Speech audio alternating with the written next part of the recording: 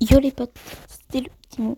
Aujourd'hui on se retrouve dans une nouvelle vidéo pour revenir à des petites vidéos de on va regarder, on va regarder des petites vidéos. Celle-là par exemple, elle a l'air cool. Ah yes, salut la Poiscaille. Comment ça va aujourd'hui? Je vous sens un petit peu frétillé. J'ai le plaisir de vous accueillir pour un tout nouveau concept, sobrement appelé Ça fait quoi? Et vous verrez, c'est très simple. On prend un corps humain, le vôtre, celui de quelqu'un peut-être, tout ce qu'il y a de plus banal, de bras, de jambes et de tête, et on va lui faire subir tout un tas de choses ou le mettre dans des conditions un peu particulières, peut-être un peu extrêmes. Et on va voir ce que ça fait. D'où le nom CQFD. Mais quoi comme genre de choses? Moi je me la fais pendant un jour, je suis mort. Vous verrez. En attendant, j'ai besoin d'un volontaire. Voilà. Est-ce que quelqu'un est chaud? Ah, je vois, nous avons un cobaye. Parfait. Bon, si vous savez lire un minimum, je pense que vous savez de quoi il s'agit. Pas de lavage pendant une année entière. Rien du tout, même pas un petit bain dans la rivière. Alors, que va-t-il se passer d'après vous? Allez-vous peut-être mourir à cause de l'extrême saleté? Allez-vous contracter des maladies venues des tréfonds du Moyen-Âge? Voire même peut-être pire. Bah oui, j'avais prévenu, hein. Non, bon, c'est trop tard. Hein. Donc du coup, un an sans se laver, ça fait quoi? Bon, j'espère que vous avez profité de votre dernier... N'oubliez pas de vous abonner et d'activer la cloche de notification pour tout le temps au courant de mes nouvelles vidéos. Et pouce bleu sur cette vidéo s'il vous plaît. douche, puisque la prochaine n'est pas prête d'arriver. Merci. D'ailleurs, saviez-vous que la douche quotidienne était un phénomène très récent au regard de l'histoire de l'humanité? C'est en fait depuis la démocratisation des produits cosmétiques et leur production à l'échelle industrielle, essentiellement après la Seconde Guerre mondiale, que se laver tous les jours est devenu une norme. Enfin après, un jour sans se laver, ça va pas vous faire grand chose, hein, désolé. Hein. Bon, vous risquerez peut-être juste de vous sentir un peu sale, et encore ce sera quand même peut-être parfois psychologique, mais rien de notable devrait se passer. Le plus pénible risque de se dérouler là par contre dans votre bouche, puisque les restes de nourriture ou de boissons qui traînent entre vos dents commencent déjà à former un lit idéal pour des bactéries qui ne se gêneront pas pour s'y installer.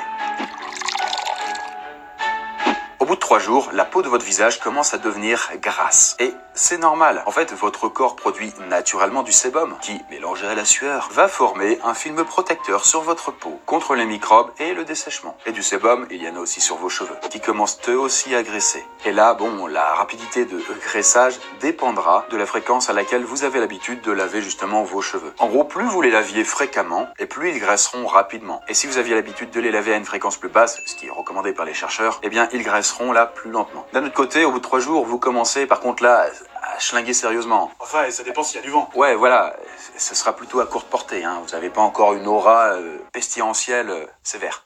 Et là encore, c'est normal, puisque les bactéries qui vivent sur votre peau commencent à manger tout ce qui se trouve à la surface de votre corps, particulièrement les protéines contenues dans votre sueur. Et c'est en consommant ce fluide qu'elles vont se mettre à émettre de fortes odeurs. Finalement, ce n'est pas vous qui puez, ce sont les bactéries qui sont sur vous. J'espère que ça vous rassure un petit peu. Et c'est d'ailleurs pour ça qu'on sent plus facilement des endroits où la sudation est favorisée, comme par exemple sous les bras, les aisselles si vous voulez, les pieds, ou même aussi peut-être l'entrejambe. Enfin, vous pouvez toujours limiter les mauvaises odeurs en changeant quotidiennement de vêtements.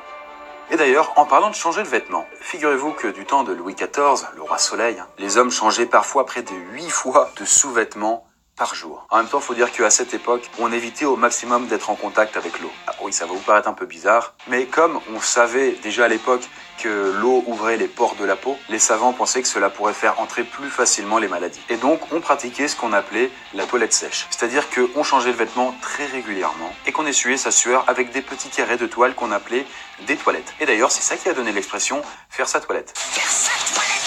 Et en même temps, c'est paradoxal puisque, bon, le mot toilette vient de l'une des périodes les moins hygiéniques de l'histoire. Et bien sûr, cette toilette sèche n'était pas suffisante pour couvrir toutes les odeurs. Du coup, il était aussi coutume de beaucoup se parfumer. Et les gens de l'époque étaient d'ailleurs convaincus que les parfums étaient des sortes de générateurs d'air sain. Du coup, ils parfumaient à peu près tout et avaient toujours sur eux un flacon de parfum, on sait jamais quoi. Vous pourriez donc les imiter pour essayer de couvrir les odeurs nauséabondes qui vous entourent. Ceci dit, les gens de l'époque, tout comme nous le sommes aujourd'hui, étaient persuadés d'avoir une excellente hygiène. Mais revenons à nos moutons et faisons un petit tour dans votre bouche après 72 heures sans brossage de dents. Et là, à ce moment-là, vous commencez à développer une halitose. Voilà, rien de grave, c'est juste un terme savant pour dire que vous puez de la gueule, quoi. Au bout d'une semaine, vos odeurs corporelles sont de plus en plus insoutenables. En même temps, c'est une bataille digne du Seigneur des Anneaux qui se passe juste sur votre corps.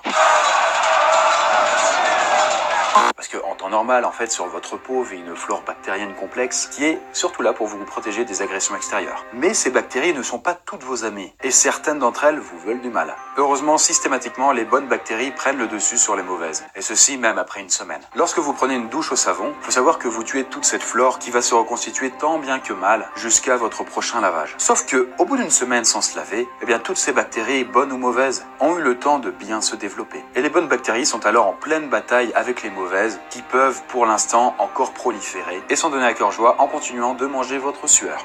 Et dans votre bouche, c'est pas la joie non plus. Les minuscules restes de nourriture, vous savez, les bouts de saucisson et compagnie que vous avez foutus entre vos dents, se décomposent alors sous l'action des bactéries, et ce n'est qu'une question de temps avant que vos gencives s'irritent.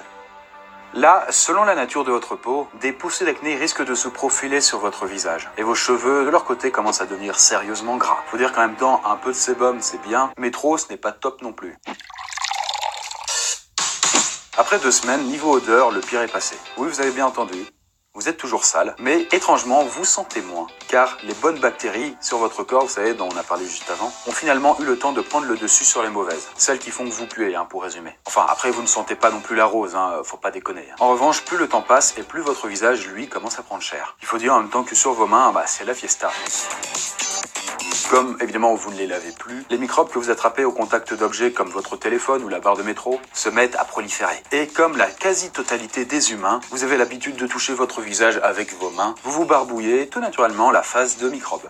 Et votre corps, lui aussi, va commencer à vous démanger. Si vous vous grattez trop fort, vous risquez d'avoir des irritations pouvant déboucher sur des plaies. Et pour ce qui est des cheveux, il y a des chances pour que votre caboche commence à vous gratter sérieusement et que les pellicules se multiplient. Bon, en même temps, puisqu'on est lancé sur le thème du lavage des cheveux, saviez-vous que depuis quelques temps, il existait un mouvement qui s'appelait No Poo, voilà, pas de shampoing en français, qui n'a rien à voir avec les poux donc, qui encourage donc à réduire la fréquence de lavage des cheveux et l'utilisation des shampoings chimiques au profit de produits plus naturels, voire à ne les laver qu'à l'eau. Et là-dessus, il paraît que même si les débuts sont parfois un peu rudes, à long terme, les résultats sont au rendez-vous, avec de superbes cheveux. Bon, par contre, si on revient à nos moutons, niveau buccal, après 2 semaines sans brossage des dents, bien là, on peut dire clairement que vous avez déjà connu mieux. Votre plaque dentaire s'épaissit de plus en plus, et vos gencives irritées saignent facilement. Autrement dit, ça devient difficile de pécho. En un mois, j'espère que vous ne vous êtes pas coupé, parce que la moindre plaie ouverte pourrait tourner au cauchemar pour vous. Faut dire en même temps que ce serait une porte d'entrée royale pour tous les microbes qui se baladent sur votre corps. Et je sais déjà ce que vous allez dire. Oui, mais attends, y a pas des bonnes bactéries qui protègent des microbes ou je sais pas quoi? Si, y en a. Mais ce ne sont pas non plus des super-héros dopés. Et là, comme vous ne vous lavez pas du tout, eh bien, elles ont du mal à joindre les deux bouts. Bon, autrement dit, un petit lavage de temps en temps, ça les aide. Après, tous les jours, c'est pas forcément bon pour elles. Mais là, dans tous les cas, on est un peu loin de ça. Dans votre bouche, par contre, c'est de plus en plus l'enfer. Les bactéries commencent à mourir et à se décomposer. Bien sûr, d'autres arrivent régulièrement pour prendre le relais. Des taches commencent à apparaître sur vos dents, car elles perdent progressivement leur calcium. C'est pas non plus la joie. 1 an est passé. Eh oui, on a fait un gros saut dans le temps, mais il faut dire en même temps que votre situation n'a pas tant évolué que ça. La crasse, les microbes et puis les cadavres de bactéries s'accumulent sur vous depuis près d'1 an, 365 jours, et donc globalement votre état s'est stabilisé. Enfin, je veux dire, il se détériore plus lentement que le premier mois, et de toute façon, vous êtes devenu trop sale pour qu'on remarque le long déclin de votre hygiène. En 1 an, vous avez aussi appris à arrêter de sourire, vous aurez compris pourquoi. Vos dents sont trouées, et vos gencives ont pris une teinte rouge sombre. Si vous ne consultez pas un dentiste et que vous ne reprenez pas rapidement le brossage de dents, ces dernières finiront par pourrir dans votre bouche. Oui, on parle bien de vos dents. C'est arrivé à un gars. Et c'était même récent, c'était en 2017. Un Anglais du nom de Jay ne s'était pas brossé les dents depuis... Attention, roulement de tambour... 20 ans. 20 années, et tout ça parce qu'on ne lui avait pas dit de le faire, tout simplement. En plus, phobique du dentiste, il n'a jamais osé franchir la porte d'un cabinet dentaire. Mais quand même, à 21 ans, il a bien été obligé d'aller consulter, car ses dents étaient, depuis quelque temps, en train de pourrir, littéralement. Là, je vais laisser quelques instants aux âmes sensibles pour s'éclipser, partir, voilà, avant de vous montrer à quoi ressemblait la bouche de ce chat. En train de pourrir, littéralement. Là, je vais laisser... Bon, comme vous pouvez le voir, c'est pas fameux. Les chicots de Jay étaient si pourris qu'il s'effritait lorsque le médecin essayait de les lui retirer. Mais heureusement pour lui, les dentistes ont pu lui poser une couronne dentaire pour lui faire un sourire tout neuf. Regardez un peu. Oh, quel beau gosse. Ouais, c'est quand même mieux. Ceci dit, pour en revenir à vous, même après 1 an sans vous laver, vous seriez loin d'être l'humain le plus sale sur Terre. Ce titre revient à un Iranien du nom de Hamou Haji, qui ne s'est pas lavé depuis 60 ans. Oui, Âgé de plus de 80 ans, Amou est un ermite vivant dans une petite cahute en parpaing dans la petite ville de Desga. Et pas question pour lui de se couper les cheveux et la barbe, il brûle juste les pointes de temps en temps. Et le bonhomme n'a aucune possession, hormis un vieux casque qui lui sert de bonnet et une pipe en pierre dans laquelle il fume des déjections animales. Séchées bien sûr. Donc voilà, vous avez un peu la réponse à la question, puisque cet homme